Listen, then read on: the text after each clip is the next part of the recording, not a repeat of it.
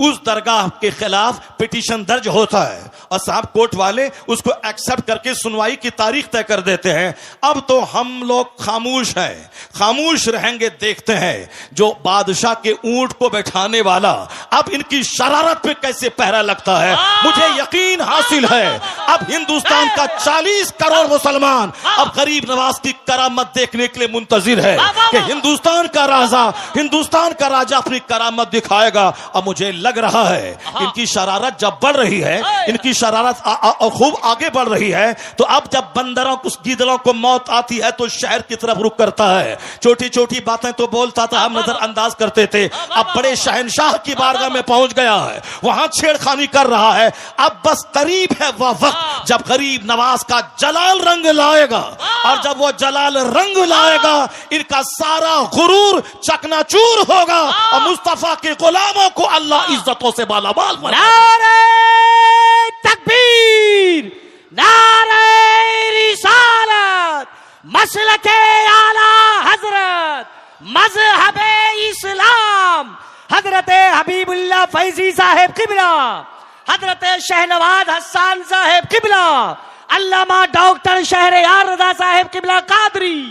वाह वाह वाह, बहुत उम्दा। जुल्म की इंतहा हो गई, अल्लाह, जुल्म की इंतहा हो गई। हाय हाय हाय। जिस आस्थाने से करोड़ों हिंदू फैज उठाते हैं, जिनकी गरीबी दूर होती है, भीख मांगने के लिए 24 घंटे पड़े रहते हैं, उस मुकद्दस आस्थाने के खिलाफ इन्होंने छेड़छाड़ करने की कोशिश की है। अभी भी वक्त है कि जाके बाबा की बारगाह में चले जाओ, अपना पिटीशन कोर्ट से वापस ले लो और बाबा की चौखट पे जाके बोलो, बाबा क्षमा कर दीजिए, हमसे गलती हो गई। वरना याद रखना, जो अना सागर को एक कूजे में ला सकते हैं, याद रखना, जो बादशाह के ऊंट को बैठा सकते हैं, तो फिर जब वो जलाल में आ गए तो हुकूमत का सत्यानाश हो जाएगा। फिर वही होगा जो सारी दुनिया देखने का मुंतजिर है। नारे तकबीर। के बंगले पर मैं थूक देता हूं, पेशाब कर दूंगा, मगर मैं ईमान का सौदा नहीं करूंगा। वाह वाह वाह, बेशक, सुभान अल्लाह। जो दौलत अल्लाह ने आपको दी है, आपने कोई मेहनत नहीं की उसके लिए, ना बहुत ज्यादा आप मदरसे में टाइम दिया, न 2-4-10 आलिमों के साथ आप बैठे रहे, न किसी क्रिश्चियनों के पोप के पास आप गए, न किसी यहूदी के रिब्बी के पास आप बैठकर आपने डिबेट किया, न किसी हिंदुओं के पंडित के पास जाके आपने डिस्कशन किया कि कौन सा मजहब अच्छा है, कौन सा मजहब खराब है। नहीं, आपको अल्लाह ने सिर्फ अपने फजल से ईमान की दौलत दी। बेशक, सुभान अल्लाह। इसलिए कि आप मोमिन घर में पैदा हुए हैं, इसलिए आप मुसलमान हैं। जब इतनी बड़ी दौलत, जिस दौलत से महरूम है दुनिया के अमेजॉन कंपनी के मालिक, जिस दौलत से महरूम है टाटा बिरला कंपनी के मालिक, जिस दौलत से महरूम है दुनिया की बड़ी बड़ी सल्तनतों के सरबराहान, जिससे महरूम है, वह ईमान की दौलत अल्लाह ने आपको अता की है। तो इसी नेमत के शुक्राने में दिन गुजर जाएंगे। कभी गरीबी का आप रोना नहीं रोएंगे, कभी मुफलिसी का रोना नहीं रोएंगे। एक बंदा डीएम बना, 5 लाख महीना कमाया, 60 साल के बाद रिटायर किया, मौत का इंतजार किया, मरा, कब्र में जाके सड़ गया।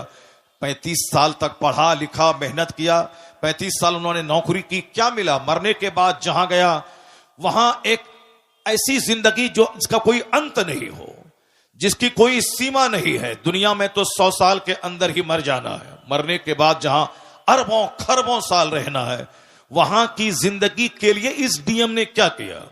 अब वहां ये आग में जलेंगे, ना इसका इल्म बचाएगा, ना इसकी डिग्री बचाएगी, ना इसकी मुलाजमत बचाएगी, ना इसके कमाए हुए करोड़ों रुपए बचाएंगे। अक्लमंद वो है जो दुनिया में फूस के घर में रहा हो, मिट्टी के घर में रहा हो, मगर ईमान बचा के दुनिया से चला गया हो, तो अब वह महासंख्यों बरस की जन्नत में इज्जत के साथ रहे। वाह वाह वाह वाह। महासंख्यों साल, जहां महासंख भी एक महदूद गिनती है, महाला महदूद, जहां मौत ही नहीं है। इसलिए अल्लाह ने वह दौलत आपको दी जो दौलत अमेरिका के सदर को नहीं दी है। तो उसका शुक्राना ये नहीं है कि शिकायत की पोटली लेके बैठा जाए कि हम गरीब हैं, हमको नौकरी नहीं मिली, हम जलील हैं, हमको मकान पुख्ते का नहीं मिला। इस नेमत पे जब आप गौर करेंगे तो हर वक्त आपकी पेशानी झुकी रहेगी और आप एक दुआ हमेशा रब से करते रहेंगे, इलाही मैंने कोई मेहनत नहीं की मुसलमान बनने के लिए, मेरा कोई एहसान तुझ पर नहीं है कि तूने मुझको मुसलमान बनाया है, तूने अपने फजल से मुझको मोमिन बनाया है।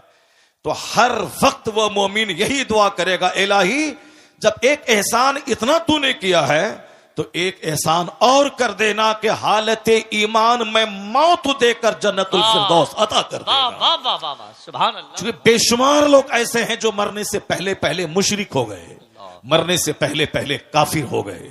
बहुत सारी बेटियां मुसलमानों की हैं जिसको जन्नत की तालीम नहीं दी गई, आखिरत की तालीम नहीं दी गई, कब्र में हजारों साल रहना है उसकी बात नहीं बताई गई, कयामत के दिन एक दिन 50,000 साल के बराबर होगा यह बात बाप ने नहीं बताया।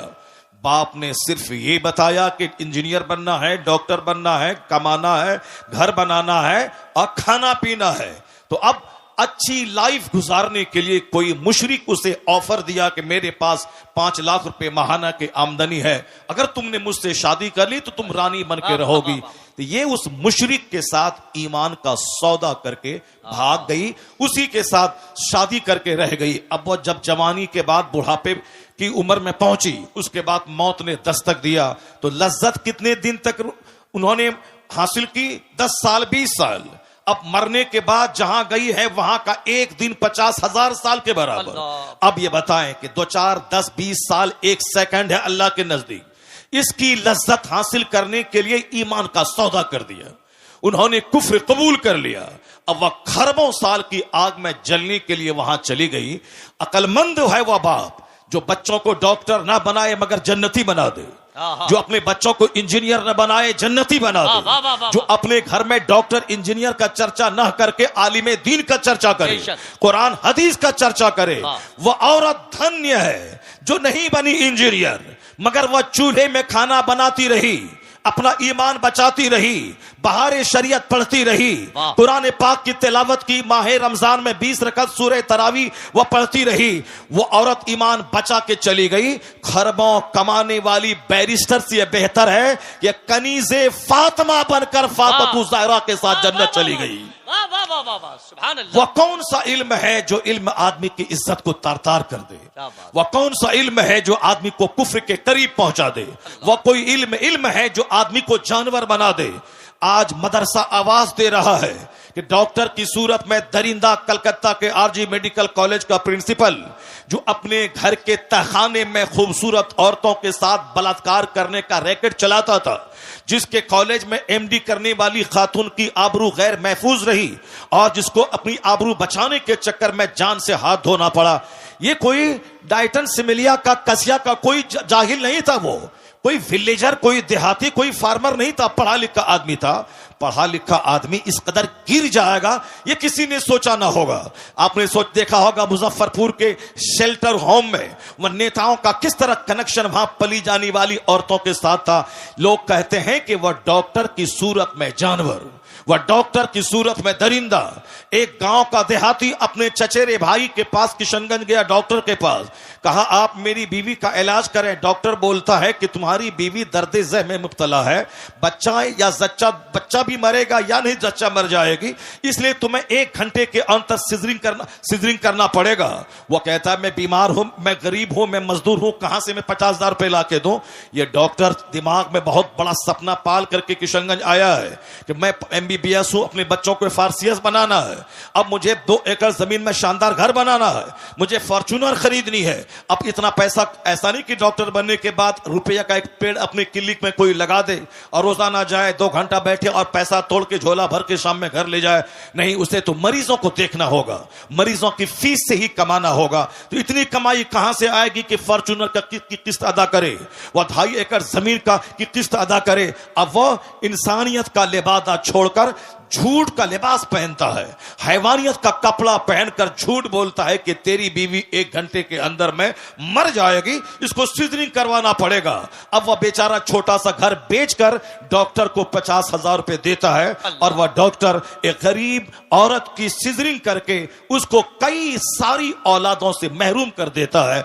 लोग कहते हैं ये डॉक्टर है मगर इंसान नहीं है। इंसान वो है जो इंसानियत जिसके अंदर हो, वह दूसरों का दर्द महसूस करे, अरे मतलब डॉक्टर है मगर इंसान नहीं है। मोरबी का इंजीनियर कई 100 आदमी की जान ले लिया, उन्होंने एनओसी दिया, नो ऑब्जेक्शन, ये ब्रिज को खोल दिया जाए आम पब्लिक के लिए।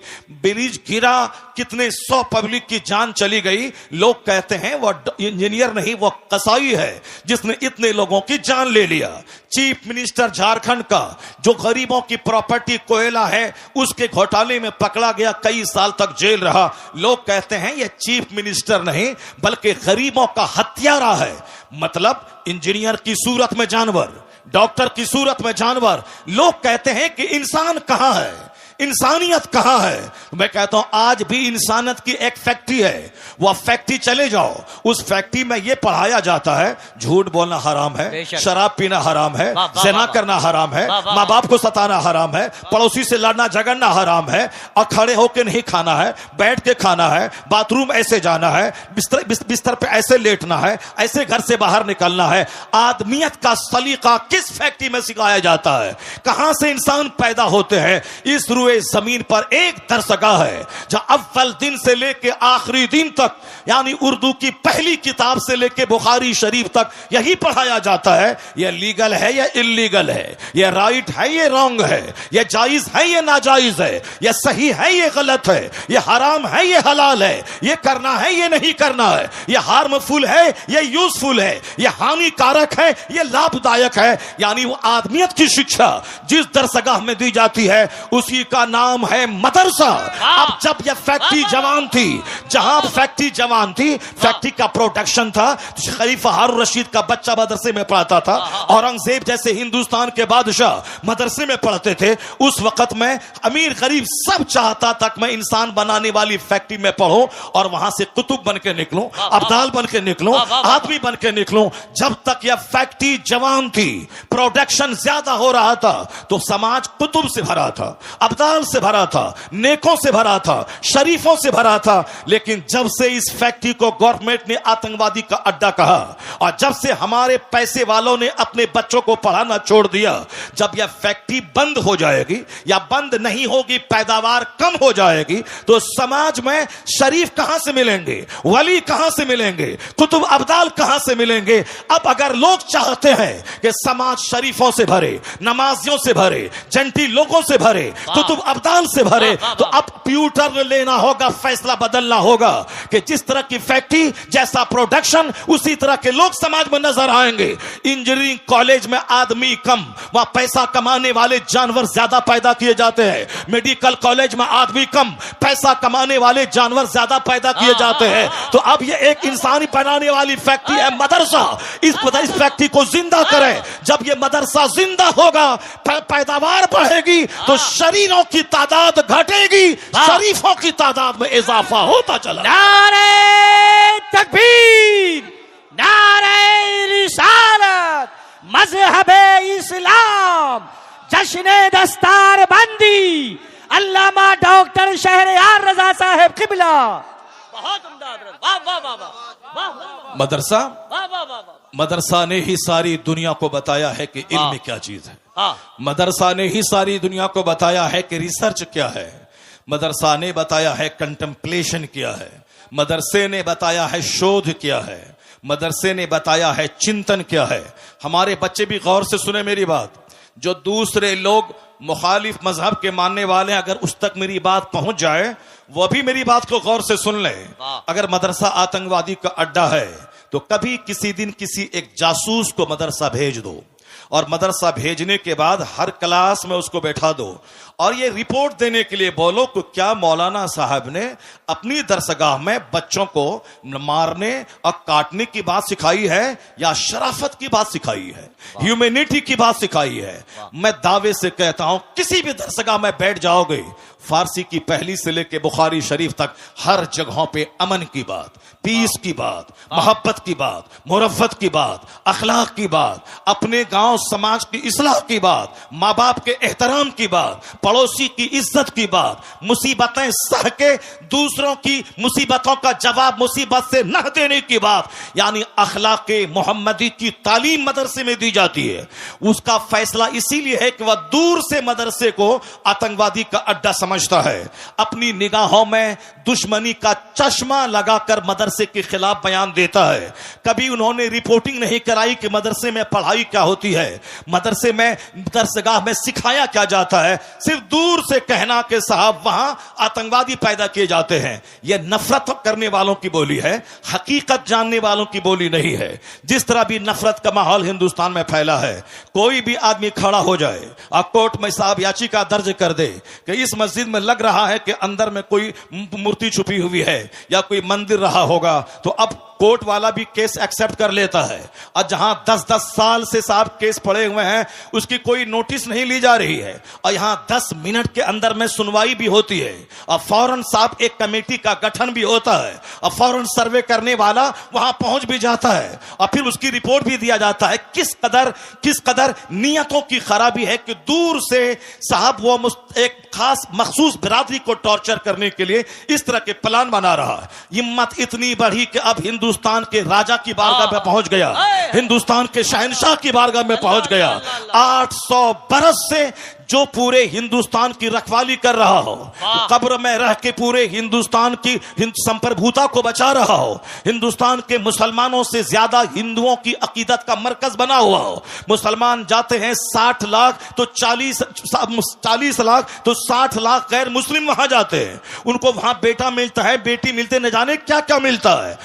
हर जब भी जाए हर वक्त साहब सिखों, हिंदुओं और दूसरे तमाम मज़ाहिब के मानने वाले को दुनिया ढेर चाहिए, इसलिए वो वहां भीड़ लगाए रहते हैं। मुसलमानों को जन्नत चाहिए, इसीलिए मस्जिदों में भीड़ रहती है, और उनको सिर्फ दुनिया गाड़ी चाहिए, इसी दरगाहों पे वो भीड़ लगा के रहते हैं। 800 साल जो एक मुस्तनद ऑथेंटिक दरगाह है, उस दरगाह के खिलाफ पिटीशन दर्ज होता है, और साहब कोर्ट वाले उसको एक्सेप्ट करके सुनवाई की तारीख तय कर देते हैं। अब तो हम लोग खामोश हैं, खामोश रहेंगे, देखते हैं जो बादशाह के ऊंट को बैठाने वाला अब इनकी शरारत पे कैसे पहरा लगता है।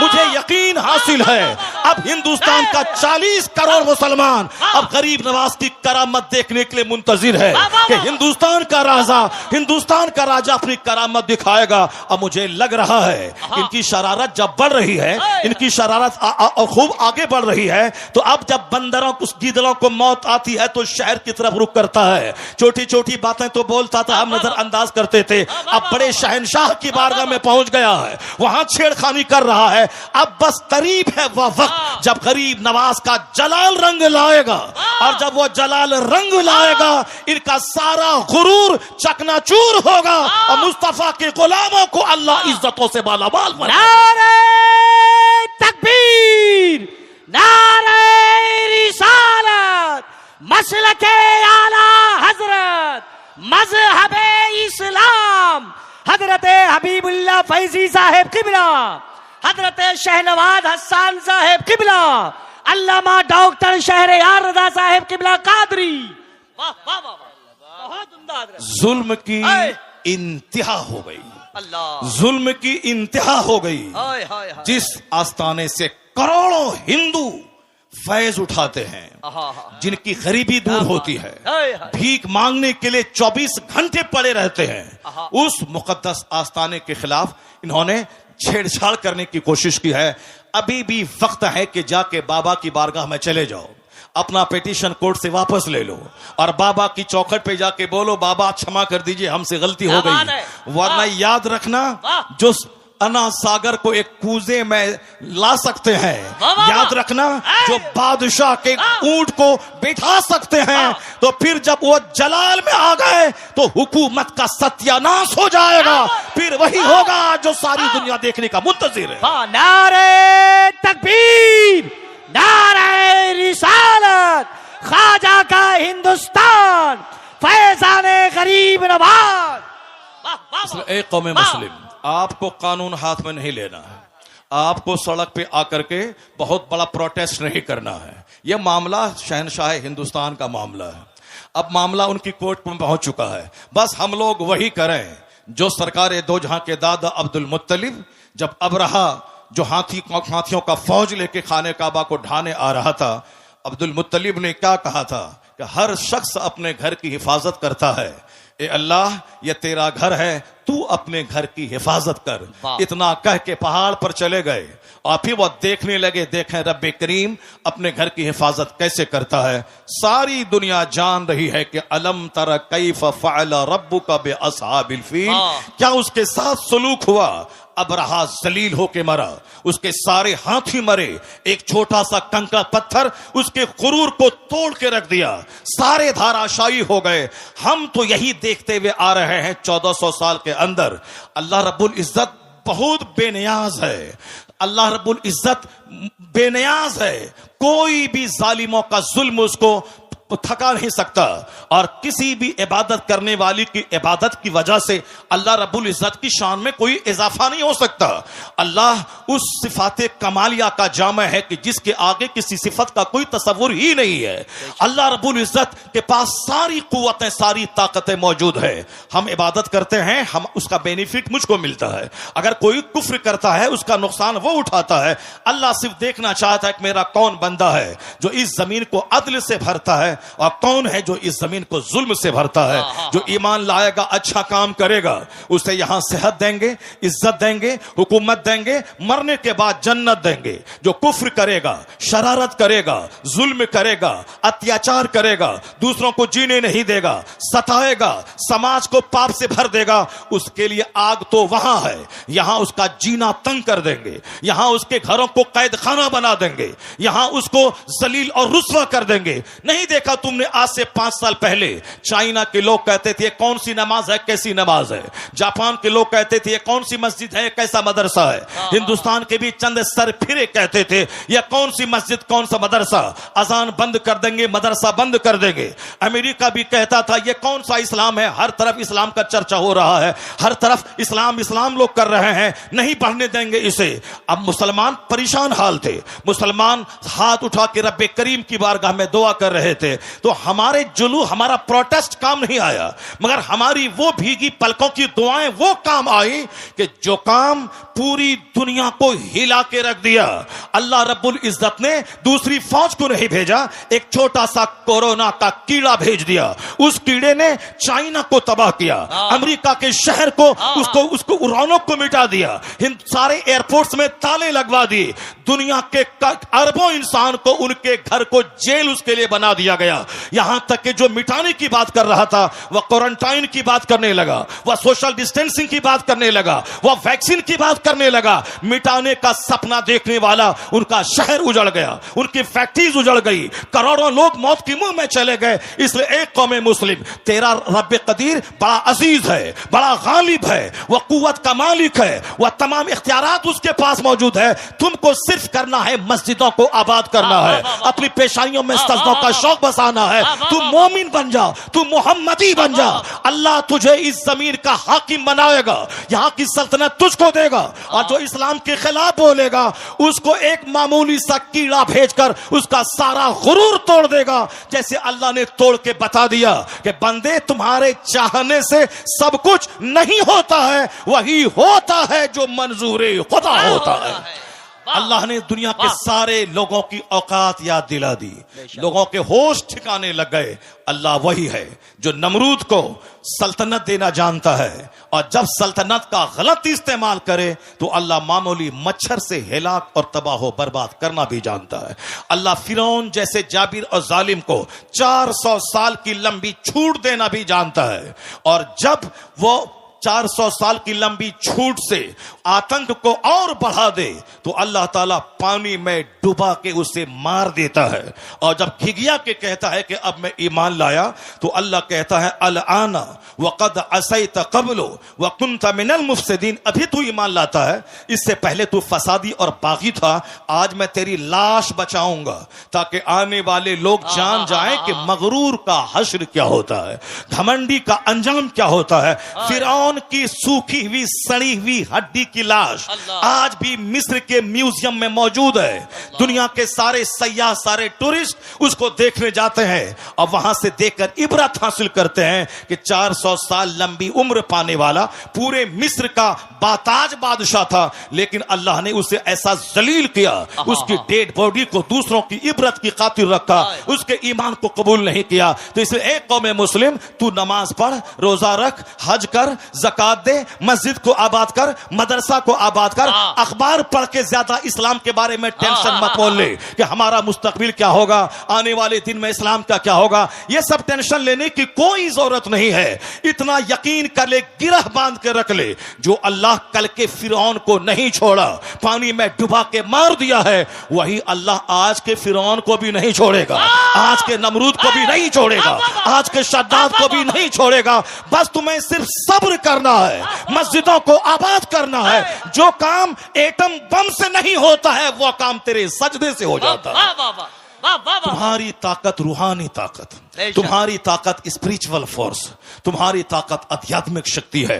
आज हम जलील इसीलिए हो गए, मेरी मस्जिदें वीरान हो गई, मेरा जलसा उजड़ गया, हमारी खानकाह सिर्फ तेल और पानी का मरकज बन के रह गई, हमारी मस्जिदों में दांत टूटे चंद बूढ़े रह गए, और हमारे जवान उनके कुफ्फार और मुशरिकीन के जवान की तरह हरकतें करने लगे। हमारे घर में क्रिकेटर का चर्चा, हमारे घर में साहब बैरिस्टर का चर्चा, हमारे घर में नेता का चर्चा, हमारे घर में बंबई जाकर के फैक्ट्री डाल के 2-4 मकान खरीदने वाले दुनियादार का चर्चा, हमारे घर में खूबसूरत खवातीन का चर्चा, हमारे घर में खूबसूरत नौकरी करने वाले लड़कों का चर्चा। अब जाहिर सी बात है, जब खूबसूरती का चर्चा होगा तो हमारा बेटा दिमाग में ही बात बिठाएगा, हमें खूबसूरत औरत चाहिए। अब चाहे वो अपना चेहरा आईना में नहीं देखेगा कि हमारी सूरत कैसी है, हमारी नाक टेढ़ी है, हमारा रंग काला है, मगर वो तमन्ना करता है क्या कि हमारी बीवी बिल्कुल करीना जैसी खूबसूरत मिल जाए। सबकी तमन्ना ही खूबसूरत मिल जाए, क्योंकि उनके घर में खूबसूरती का चर्चा होता है,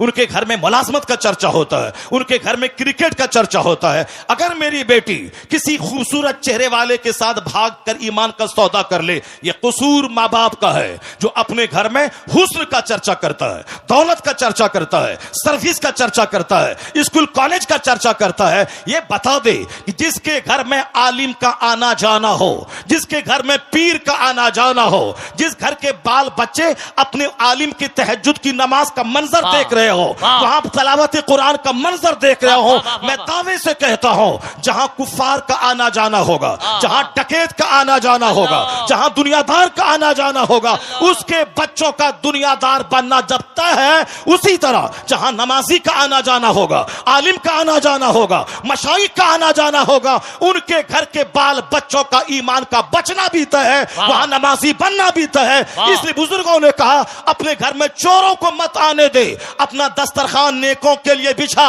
आलिमों का आना जाना होने दे, मशाइख का आना जाना होने दे। दिखने का असर होता है, जहां चोरी होगी वहां के बच्चे चोर पैदा होंगे, जहां तिलावत कुरान होगी वहां के बच्चे गुलामे हुसैन पैदा होंगे। वाह वाह वाह वाह, सुभान अल्लाह, सुभान। कोई तहरीक हमारे बच्चों को काफिर होने से बचा नहीं पाएगी, कोई तहरीक हमारी मुर्तद होने वाली बेटियों को बचा नहीं पाएगी। उसके लिए हर माँ बाप को आगे आना होगा, अपने घर में इस्लामी कल्चर बनाना होगा, अपने बाल बच्चों के दिल दिमाग में इस्लाम की अजमत बैठानी होगी, अपने बाल बच्चों के सामने हुजूर की हयात तैयबा को बयान करना होगा, औलिया सालिहीन की जिंदगी का मुताला करना, औलिया सालिहीन की जिंदगी बताना होगा। अब जरा गौर से देखिए कैसे हालात थे, कैसे लोग थे, किस तरह से जीते थे। अमीर उस दौर के कैसे थे, गरीब उस अहद के कैसे थे, औरतें उस अहद की कैसी थी, मालदार उस अहद के कैसे थे। इस्लामिक हिस्ट्री का एक चैप्टर मैं खोलता हूं, जरा गौर से उसको सुनिए, उसके बाद फिर मैं आके आपको बताऊंगा कि नेता हमारा कितना झूठ बोलता है।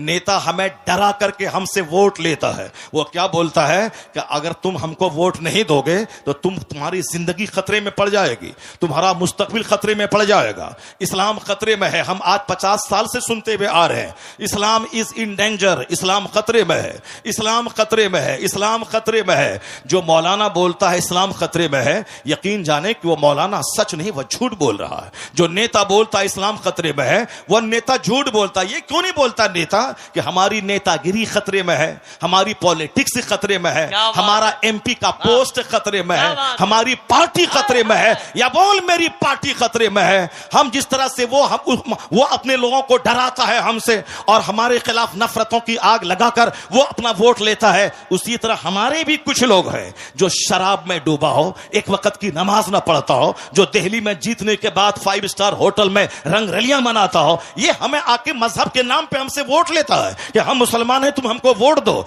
मुसलमान के नाम पे उसको वोट दिया जाएगा जो मुसलमान होगा, कंप्लीट मुसलमान होगा, जो मुस्तफा का होगा, जो कुरान हदीस का होगा, जिसको देखने के बाद लगेगा ये मुसलमान है। सिर्फ एक बिन लेबी लग गया मुसलमान है, बाकी सारा काम मुशरिकीन जैसा है, उसको वोट दिया जाएगा। वोट नहीं दोगे तो बोलेगा तुम्हें काट दिया जाएगा, तुम्हें मार दिया जाएगा। इस्लाम खतरे में है, मुसलमान खतरे में है। मैं बताऊंगा कुरान करीम क्या कहता है, मुस्तफा की हदीस क्या कहती है, और ये नेता क्या बोलता है। और झूठ बोल भी अगर बोलता है कि इस्लाम खतरे में है, वह झूठ बोलता है।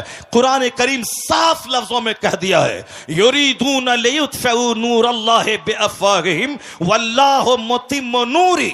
अल्लाह कहता है ये मुशरिकीन, ये कुफ्फार अपने मुंह से इस्लाम का चिराग बुझाना चाहते हैं, अल्लाह उस नूर को पूरा करना चाहता है। जो अल्लाह उसे पूरा करना चाहता है और ये उस नूर को बुझाना चाहते हैं। बंदों का चाहा हुआ होगा या अल्लाह का चाहा हुआ होगा, ये बंदा कमजोरी का पुतला है। बंदे की हिस्ट्री कमजोर है, इंसान की तारीख की कमजोर है। इंसान पैदा हुआ कैसे है? इंसान पैदा हुआ एक नापाक कतरे से, जिसकी इब्तदा इतनी कमजोर हो कि नापाक कतरे से पैदा हुए हों, जिसकी इब्तदा इतनी कमजोर है या बजती हुई मिट्टी से पैदा हुआ है, जिसकी बुनियाद इतनी कमजोर है कि कई बार शर्मगाहों से इसका गुजर हुआ है। बाप की रीढ़ की हड्डी और मां के सीने की हड्डी से जो कतरा निकलता है, उससे यह इंसान पैदा हुआ। यह मैं नहीं कहता, पैदा करने वाला मेरा खालिक कहता है। फलयंजुरिल इंसानु मिम्मा खुलिक़ मिम्मा इन दाफिक यखरुजु मिन बैनि सुल्बि व तराइब इन्नहु अला रजइही लक़ादिर। अल्लाह कहता है a man should consider in his creation. आदमी को अपनी पैदाइश पे गौर करना चाहिए कि वह पैदा हुआ कैसे है।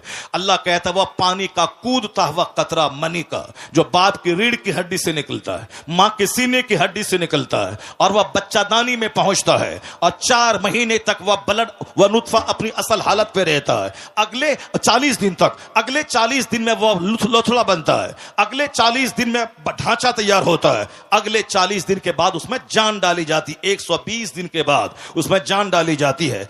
अब 40 दिन का एक पीरियड गुजरता है, पहले लोथड़ा, उसके बाद ढांचा, फिर उसके बाद उसमें जान डाली जाती है। जान डाले जाने से पहले अगर ईमानदार नेक परहेजगार मुसलमान डॉक्टर बोले अगर यह हामिला रही, हमल से रही तो इसकी जान को खतरा है, तो नेक मुत्तकी परहेजगार डॉक्टर की बात मानकर इस काते हमल एबॉर्शन हो सकता है।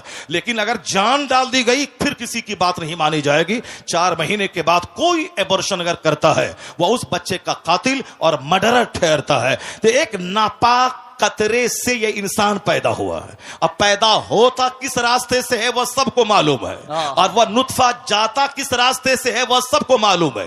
यह पूरी कहानी कुरान में 2-4-10 जगहों पे बयान किया गया है। यह बयान क्यों किया गया है? सूफिया कराम कहते हैं लोगों का मजाज है, जब जवानी मिली मगरूर हो गया, दौलत मिली घमंडी हो गया, छोटा सा घर कच्चे का पुख्ता बना दिया, अब वो साहब समाज में अपने आप को सबसे बड़ा समझने लगा।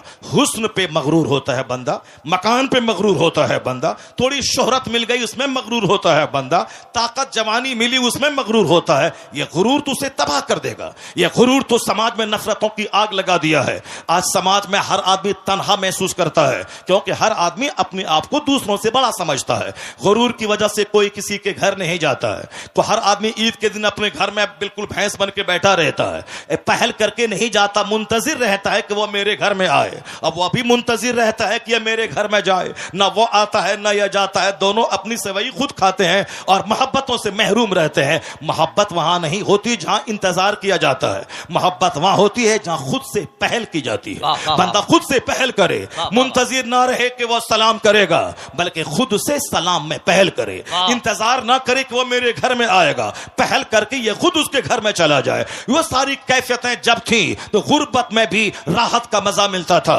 और आज सब मकान बना रहे हैं और सबका दिल उजड़ रहा है, सबका चेहरा उजड़ रहा है, समाज नफरतों की आग में जलता चला जा रहा है। आका ने कहा था ला तदखुलूनल जन्नत हत्ता तुमिनू, जन्नत नहीं जाओगे जब तक कि मोमिन न बन जाओ, वला तुमिनू हत्ता तहाब्बू, मोमिन नहीं बनोगे जब तक कि आपस में एक दूसरे से मोहब्बत न करो। मोहब्बत करना मोमिन बने रहने के लिए जरूरी है। अपने पड़ोसी से मोहब्बत जरूरी है ईमान बचाने के लिए, अपने रिश्तेदारों से सिले रहमी जरूरी है ईमान बचाने के लिए, अपने गांव के गरीबों